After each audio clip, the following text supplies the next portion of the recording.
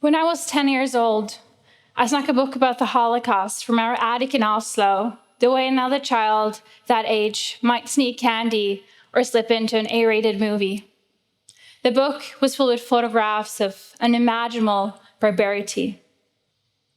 One showed a Jewish woman in a glass bowl filled with water. She looked like my mom and was naked and gagged.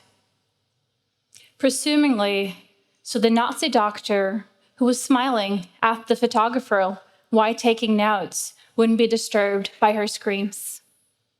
I kept what I'd seen to myself, feeling ashamed for looking, knowing my grandfather had been among those prisoners himself.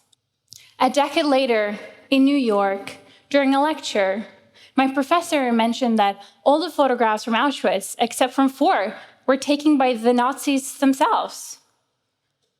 It made me revisit that haunting image from my childhood where the doctor was smiling at the photographer as he was smiling directly at me, the viewer of the photograph. It left me wondering, why had I never questioned the identity of this photographer before? And I'm here to advocate why it's important to ask this question. I'm a photojournalist, and over the past few years, I've been dedicated to documenting various global crises and conflicts around the world for some of Scandinavia's largest newspapers. From Haiti, where I met Botilia and Melange, teenage girls robbed of their homes by an earthquake, surviving on the streets of La Caille. People were fleeing one of the most dangerous places on earth. And at the same time, a girl is also being baptized. Over the past 2 years, my 7 trips to Ukraine have shown a brutal reality of war, but also how human life needs to continue. I've witnessed moments of contrasts. Women in Kiev giving birth underground while bombs fall outside. Like Ina, 30-year-old with her newborn son, Mark. Soldiers fighting on the front lines, clinging to fragments of normalcy. Their children's smiles lighting up phone screens. It really hurts me to ask this, but can you trust my photos when you see them online? Honestly, in the future, you probably shouldn't trust pictures at their face value. And that's precisely what I'm here to talk about, how we can change the way we view images online. The problem is very difficult to verify the source, timing, who took it, and location of these images online. The internet is currently filled with instances of people mistakenly using unrelated or even fabricated images, believing them, in many cases, to be a representation of current wartime. Don't photo captions already give us all this information? Well, yes, they do. But these captions haven't really changed much over the last few decades. They were initially created for newspapers, and that tradition continued into the early days of the internet, where the main concern was making file sizes smaller. As a result, the metadata got removed from images before they were published. This practice is still common on many platforms, including social media and major news websites. Think about it. If a newspaper caption got cut out by the postman and it would hand it to you, you'd see it, right? Online, on the other hand, is not as straightforward. Even if this information stays intact upon publishing, it is not secure. Both you and I can alter this relatively easily. So, when my photos go online, their authenticity is stripped away. There is no signature, no secure way to prove the origin beyond trusting the source. You can open your phone, and within seconds, you're faced with images from the latest conflict, raw, unfiltered, and frequently from uncertain sources. War today isn't just on the ground, it's in the digital realm. Our screens are flooded with continuous streams of images coming not from professional photojournalists, but the very people at the heart of the battle, both combatants and civilians, capturing and sharing what they witness. These images are everywhere, unbearable, unstoppable.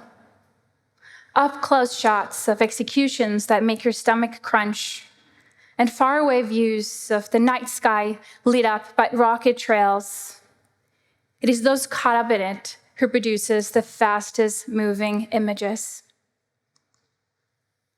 Instead of supplementing and contextualizing information from the front lines in war, as traditional war photography once did, these digital pictures act as information themselves. They document the story, and sometimes they shape it. Trust has become a big concern within the news industry. Take, for instance, the New York Times, which established a trust team. Their mission? To determine how to restore and maintain trust in them.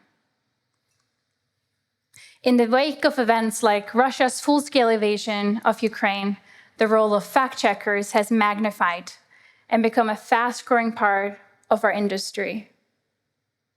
While writers and photographers go freelance and are fired, fact-checkers are in high demand.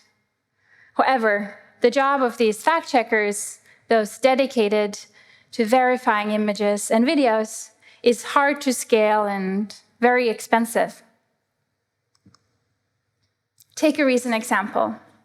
When Russia launched its full-scale invasion of Ukraine on February 26, 2022, millions engaged with a photo they believed depicted the unfolding tragedy. Even the former Swedish Prime Minister, Carl Bildt, shared it. But the reality was different. The image was from Ukraine, but in 2016. This is just one of many instances where image context is misused. Visual content, be it photos or videos, spreads faster than text-only posts. Distinguishing truth from falsehood in a fast-moving news cycle is therefore a challenge. Let's do an experiment.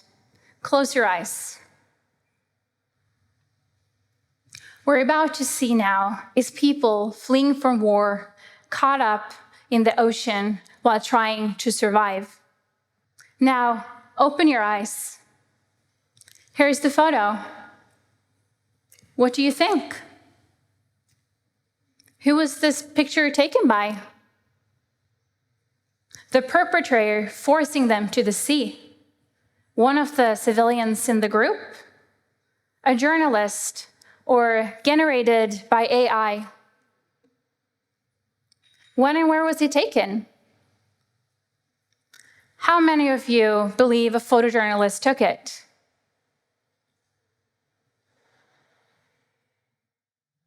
The fact is that AI generated this image under the guidance of Michael Christopher Brown.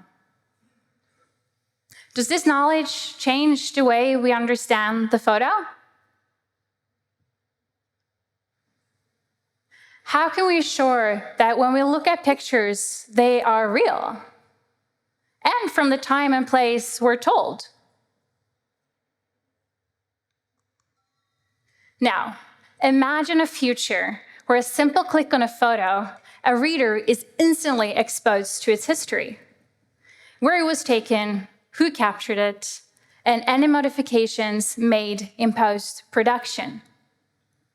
All the information is encrypted directly within the file. An interactive caption, like a nutrition label, that allows insight into an image origin. is called content credentials. What I'm showing you now is one way of addressing the issue, and it's called the Content Authenticity Initiative. It's open source, and it's led by Adobe.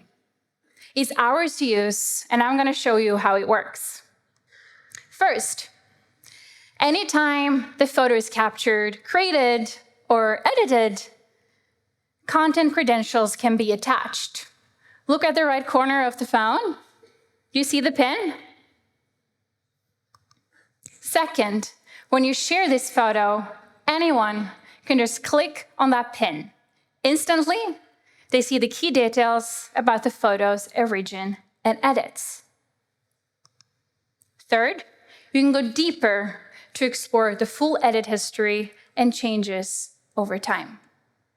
Of course, there will be times where this information should remain hidden, especially to protect those behind the lens.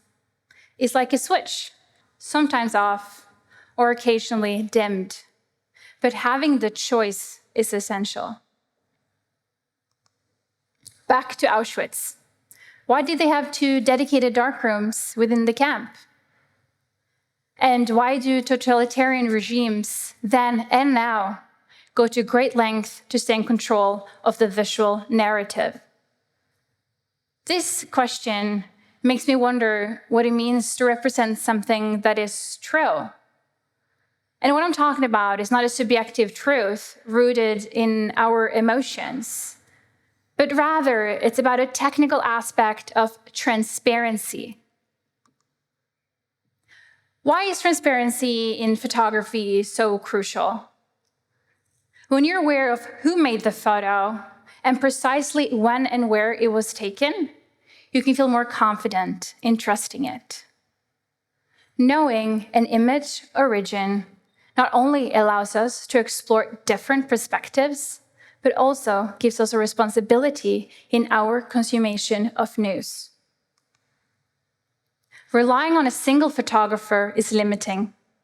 Multiple photographers should document events, ensuring a balanced narrative. Why? Because with multiple lenses, no authority can control the visual narrative.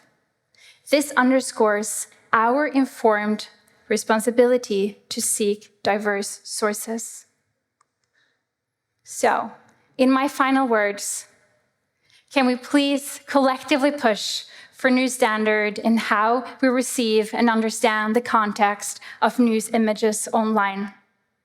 This way, I can continue my work, and you, as a reader, can build confidence to trust the authenticity and accuracy of what you see. Thank you.